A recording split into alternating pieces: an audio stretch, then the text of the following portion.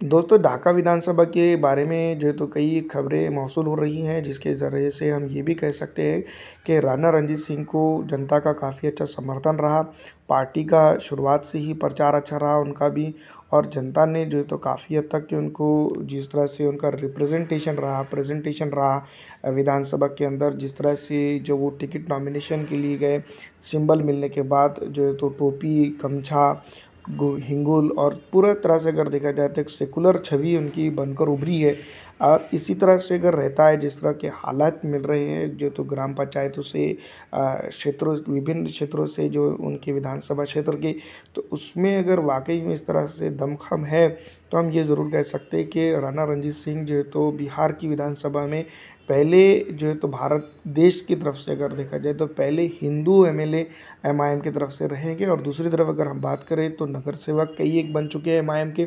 Mayor भी जो है तो बनकर रहा है कि एमआईएम ने ये सब किया है। अपोजिशन लीडर भी औरंगाबाद महाराष्ट्र के अंदर दिया है जो है तो एमआईएम ने। तो यहाँ पर भी कुछ बड़ा कार्यक्रम जो है तो एमआईएम करते हुए नज़र आ रही हैं। तो राणा रणजीत सिंह के ऊपर ये बात हम ज़रूर कह सकते हैं कि कई एक जगहों पर जो है तो कमज़ोरी भी ज़रूर रही है,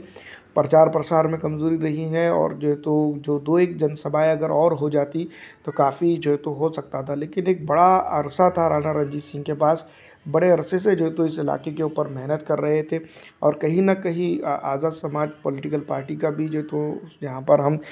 समझ सकते हैं कि उनका भी जो तो सपोर्ट रहा। तो कहीं न कहीं इस विधानसभा क्षेत्र के ऊपर ऑल इंडिया मजलिस इत्तेहादुल मुस्लिमीन को ढाका के अंदर हम ये कह सकते हैं कि बड़ा सब जो तो बेनिफिट मिलेगा। और ये बेनिफिट आगे चलकर जो तो ऑल इंडिया मजलिस इत्तेहादुल मुस्लिमीन के लिए बड़ा ही कामयाब हो सकता है। और ये कामयाबी अगर एमआईएम के पास चली जाती है, तो हम ये भी कह सकते हैं कि ऑल इंडिया मजलिस इत्तेहादुल मुस्लिमीन ढाका से जो तो डंका बजाते हुए पहला जो तो इनका हिंदू प्रत्याशी रहेगा, जो ऑल इंडिया मजलिस इत्तेहादुल मुस्लिमीन की तरफ से एमएल बन के जाएगा।